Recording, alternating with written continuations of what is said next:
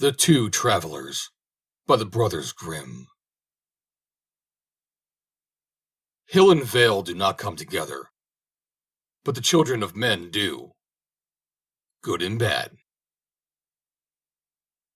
In this way, a shoemaker and a tailor once met with each other in their travels. The tailor was a handsome little fellow who was always merry and full of enjoyment. He saw the shoemaker coming towards him from the other side, and he observed by his bag what kind of trade he plied. He sang a little mocking song to him. Sew me the seam, draw me the thread, spread it over with pitch, knock the nail on the head. The shoemaker, however, could not endure a joke. He pulled a face as if he had drunk vinegar, and made a gesture as if he were about to seize the tailor by the throat. But the little fellow began to laugh, reached him his bottle, and said, "No harm was meant. Take a drink, and swallow your anger down." The shoemaker took a very hearty drink, and the storm on his face began to clear away. He gave the bottle back to the tailor, and said, "I spoke civilly to you. One speaks well after much drinking, but not after much thirst. Shall we travel together?" "All right," answered the tailor. "If only it suits you to go into a big town where there is no lack of work." "That is just where I want to go," answered the shoemaker.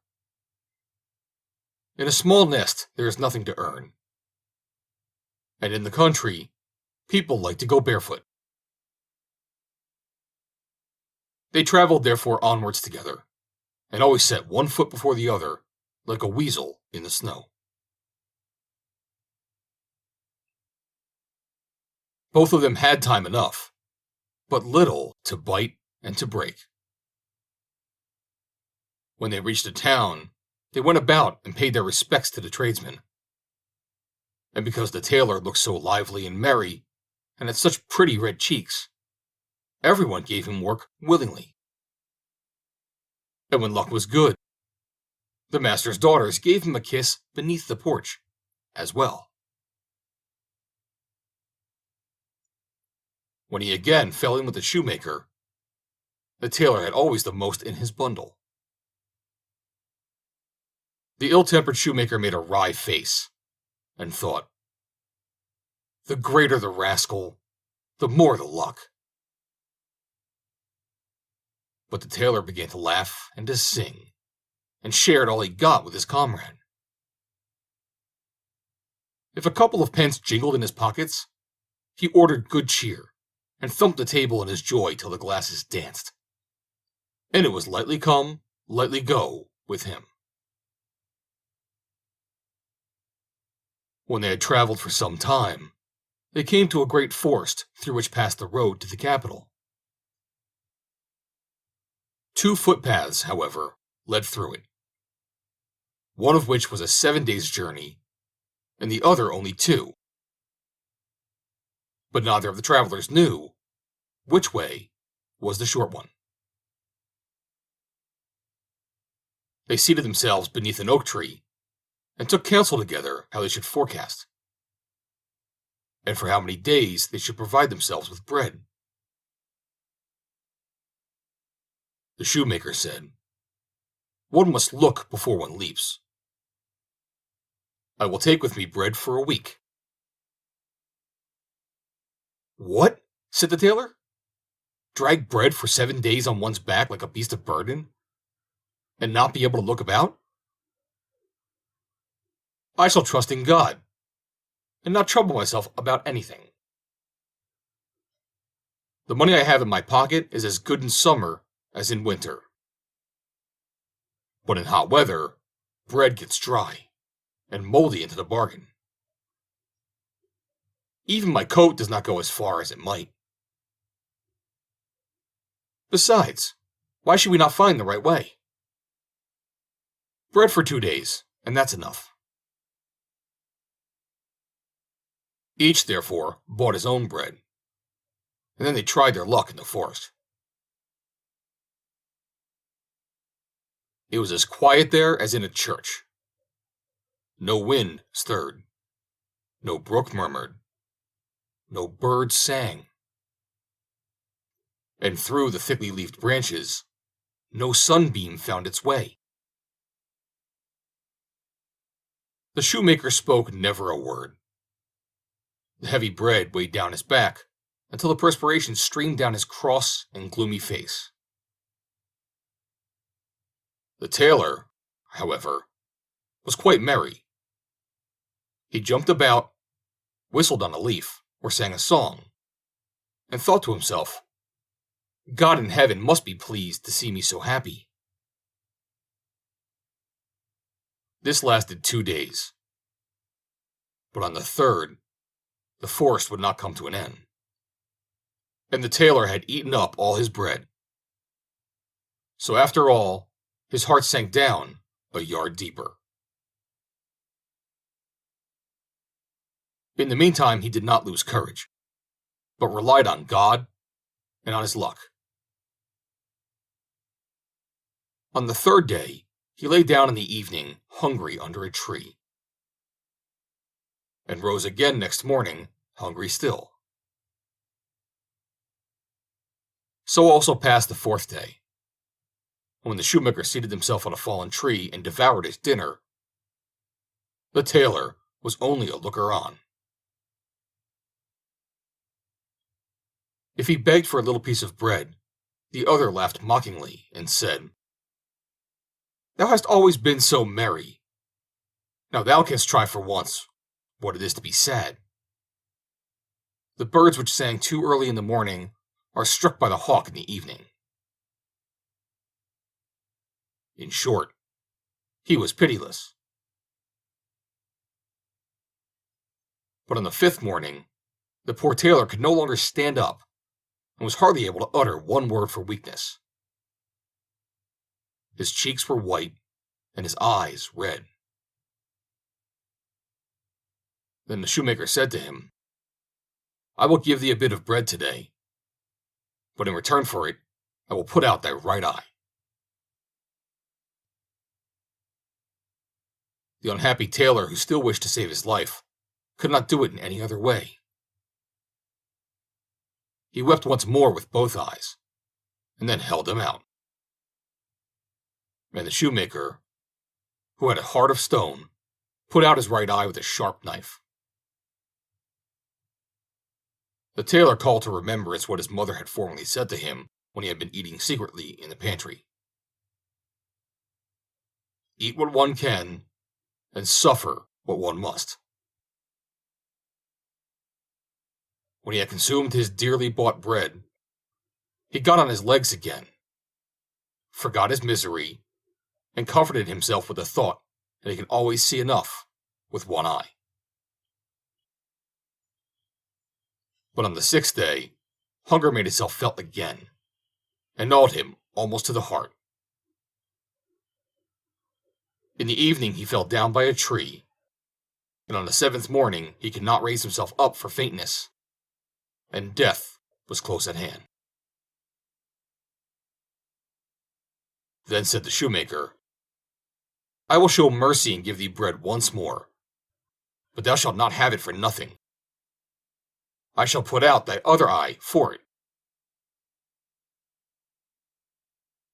And now the tailor felt how thoughtless his life had been, prayed to God for forgiveness, and said, Do what thou wilt. I will bear what I must. But remember that our Lord God does not always look on passively, and that an hour will come when the evil deed which thou hast done to me, which I have not deserved of thee, will be requited. When times were good with me, I shared what I had with thee. My trade is of that kind that each stitch must always be exactly like the other. If I no longer have my eyes and can sew no more, I must go a-begging. At any rate, do not leave me alone here when I am blind, or I shall die of hunger." The shoemaker, however, who had driven God out of his heart, took the knife and put out his left eye. And he gave him a bit of bread to eat, held out a stick to him, and drew him on behind him. When the sun went down, they got out of the forest, and before them in the open country stood the gallows. Thither the shoemaker guided the blind tailor, and left him alone, and went his way. Weariness, pain, and hunger made the wretched man fall asleep, and he slept the whole day. When day dawned, he awoke, but knew not where he lay. 2 poor sinners were hanging on the gallows, and a crow sat on the head of each of them. Then one of the men who had been hanged began to speak, and said, "Brother, art thou awake?" "Yes, I am awake," answered the second. "Then I will tell thee something," said the first. "The dew which this night has fallen down over us from the gallows gives everyone who washes himself with it his eyes again. If blind people did but know this, how many would regain their sight who do not believe that to be possible?" When the tailor heard that, he took his pocket handkerchief, pressed it on the grass, and when it was moist with dew, washed the sockets of his eyes with it. Immediately was fulfilled what the man on the gallows had said, and a couple of healthy, new eyes filled the sockets. It was not long before the tailor saw the sun rise behind the mountains. In the plain before him lay the great royal city, with its magnificent gates and 100 towers. And the golden balls and crosses, which were of the spires, began to shine. He could distinguish every leaf on the trees, saw the birds which flew past, and the midges which danced in the air. He took a needle out of his pocket, and as he could thread it as well as ever he had done, his heart danced with delight. He threw himself on his knees, thanked God for the mercy he had shown him, and said his morning prayer. He did not forget to pray also for the poor sinners who were hanging there swinging against each other in the wind, like the pendulums of clocks. Then he took his bundle on his back, and soon forgot the pain of heart he had endured, and went on his way, singing and whistling. The first thing he met was a brown foal running about the fields at large.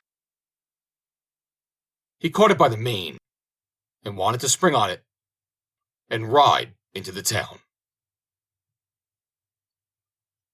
The foal, however, begged to be set free. "I am still too young," it said. "Even a light tailor such as thou art would break my back in 2. Let me go till I have grown strong. A time may perhaps come when I may reward thee for it." "Run off," said the tailor. "I see thou art still a giddy thing." He gave it a touch with a switch over its back, whereupon it kicked up its hind legs for joy, leapt over hedges and ditches, and galloped away into the open country. But the little tailor had eaten nothing since the day before. "The sun, to be sure, fills my eyes," said he, "but the bread does not fill my mouth. The first thing that comes across me, and is even half edible, will have to suffer for it." In the meantime, a stork stepped solemnly over the meadow towards him. "Halt! Halt!" cried the tailor, and seized him by the leg. "I don't know if thou art good to eat or not, but my hunger leaves me no great choice. I must cut thy head off and roast thee." "Don't do that," replied the stork. "I am a sacred bird which brings mankind great profit, and no one does me an injury. Leave me my life, and I will do thee good in some other way." "Well, be off, cousin Longlegs," said the tailor. The stork rose up, let its long legs hang down, and flew gently away. "What's to be the end of this?" said the tailor to himself at last. "My hunger grows greater and greater, and my stomach more and more empty. Whatsoever comes my way now is lost." At this moment, he saw a couple of young ducks, which were on a pond, come swimming towards him. "You come just at the right moment," said he, and laid hold of one of them, and was about to wring its neck. On this, an old duck, which was hidden among the reeds, began to scream loudly, and swam to him with open beak, and begged him urgently to spare her dear children. "Canst thou not imagine," said she, "how thy mother would mourn if anyone wanted to carry thee off, and give thee thy finishing stroke?" "Only be quiet," said the good-tempered tailor. "Thou shalt keep thy children, and put the prisoner back into the water." When he turned round, he was standing in front of an old tree, which was partly hollow, and saw some wild bees flying in and out of it. "There I shall at once find the reward of my good deed," said the tailor. "The honey will refresh me." But the queen bee came out, threatened him, and said, "If thou touchest my people and destroyest my nest, our stings shall pierce thy skin like 10,000 red-hot needles. But if thou wilt leave us in peace and go thy way, we will do thee a service for it another time." The little tailor saw that here also nothing was to be done. 3 dishes empty, and nothing on the 4th, is a bad dinner. He dragged himself, therefore, with his starved-out stomach, into the town. And as it was just striking 12, all was ready cooked for him in the inn, and he was able to sit down at once to dinner. When he was satisfied, he said, "Now I must get to work." He went round the town, sought a master, and soon found a good situation. As, however, he had thoroughly learned his trade, it was not long before he became famous, and everyone wanted to have his new coat made by the little tailor, whose importance increased daily. "I can go no further in skill," said he, "and yet things improve every day." At last the king appointed him court tailor. But how do things happen in the world? On the very same day, his former comrade, the shoemaker, also became court shoemaker. When the latter caught sight of the tailor, and saw that he had once more 2 healthy eyes, his conscience troubled him.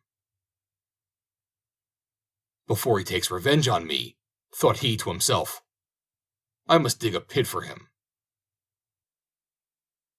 He, however, who digs a pit for another, falls into it himself. In the evening, when work was over and had grown dusk, he stole to the king and said, "Lord King, the tailor is an arrogant fellow, and has boasted that he will get the gold crown back again, which was lost in ancient times." "That would please me very much," said the king. And he caused the tailor to be brought before him next morning, and ordered him to get the crown back again, or to leave the town forever. "Oh ho," thought the tailor, "a rogue gives more than he has got. If the surly king wants me to do what can be done by no one, I will not wait till morning, but will go out of town at once, today." He packed up his bundle, therefore, but when he was without the gate, he could not help being sorry to give up his good fortune, and turn his back on the town in which all had gone so well with him. He came to the pond where he had made the acquaintance of the ducks, and at that very moment, the old one, whose young ones he had spared, was sitting there by the shore, pluming herself with her beak. She knew him again instantly, and asked why he was hanging his head so. "Thou wilt not be surprised when thou hearest what has befallen me," replied the tailor, and told her his fate. "If that be all," said the duck, "we can help thee. The crown fell into the water, and lies down below at the bottom. We will soon bring it up again for thee. In the meantime, just spread out thy handkerchief on the bank." She dived down with her 12 young ones, and in 5 minutes she was up again, and sat with the crown resting on her wings. And the 12 young ones were swimming round about, and had put their beaks under it, and were helping to carry it. They swam to the shore, and put the crown on the handkerchief. No one can imagine how magnificent the crown was. When the sun shone on it, it gleamed like 100,000 carbuncles. The tailor tied his handkerchief together by the 4 corners, and carried it to the king, who was full of joy, and put a gold chain round the tailor's neck. When the shoemaker saw that one stroke had failed, he contrived the second, and went to the king and said, "Lord King, the tailor has become insolent again. He boasts that he will copy in wax the whole of the royal palace, with everything that pertains to it, loose or fast, inside and out." The king sent for the tailor, and ordered him to copy in wax the whole of the royal palace, with everything that pertained to it, movable or immovable, within and without. And if he did not succeed in doing this, or if so much as one nail on the wall were wanting, he would be imprisoned for his whole life underground. The tailor thought, "It gets worse and worse. No one can endure that," and threw his bundle on his back and went forth. When he came to the hollow tree, he sat down and hung his head. The bees came flying out, and the queen bee asked him if he had a stiff neck, since he held his head so awry. "Alas, no," answered the tailor. "Something quite different weighs me down." And he told her what the king had demanded of him. The bees began to buzz and hum amongst themselves, and the queen bee said, "Just go home again, but come back tomorrow at this time, and bring a large sheet with you, and then all will be well." So he turned back again, but the bees flew to the royal palace, and straight into it through the open windows. crept round about into every corner and inspected everything most carefully. Then they hurried back and modeled the palace in wax with such rapidity that anyone looking on would have thought it was growing before his eyes. By the evening, all was ready, and when the tailor came next morning, the whole of the splendid building was there, and not one nail in the wall or tile of the roof was wanting. And it was delicate withal, and white as snow, and smelt sweet as honey. The tailor wrapped it carefully in his cloth and took it to the king, who could not admire it enough, placed it in his largest hall, and in return for it, presented the tailor with a large stone house. The shoemaker, however, did not give up, but went for the third time to the king and said, "Lord King, it has come to the tailor's ears that no water will spring up in the courtyard of the castle, and he has boasted that it shall rise up in the midst of the courtyard to a man's height, and be clear as crystal." Then the king ordered the tailor to be brought before him, and said, "If a stream of water does not rise in my courtyard by tomorrow, as thou hast promised, the executioner shall in that very place make thee shorter by the head." The poor tailor did not take long to think about it, but hurried out to the gate. And because this time it was a matter of life and death to him, tears rolled down his face. Whilst he was thus going forth full of sorrow, the foal to which he had formerly given its liberty, and which had now become a beautiful chestnut horse, came leaping towards him. "The time has come," it said to the tailor, "when I can repay thee for thy good deed. I know already what is needful to thee, but thou shalt soon have help. Get on me. My back can carry two such as thou." The tailor's courage came back to him. He jumped up in one bound, and the horse went full speed into the town and right up to the courtyard of the castle. It galloped as quick as lightning thrice round it, and at the third time it fell violently down. At the same instant, however, there was a terrific clap of thunder. A fragment of earth, in the middle of the courtyard, sprang like a cannonball into the air, and over the castle. And directly after it, a jet of water rose as high as a man on horseback. And the water was as pure as crystal, and the sunbeams began to dance on it. When the king saw that, he arose in amazement, and went and embraced the tailor in the sight of all men. But good fortune did not last long. The king had daughters in plenty, one still prettier than the other, but he had no son. So the malicious shoemaker betook himself for the fourth time to the king, and said, "Lord King, the tailor has not given up his arrogance. He has now boasted that if he liked, he can cause a son to be brought to the Lord King through the air."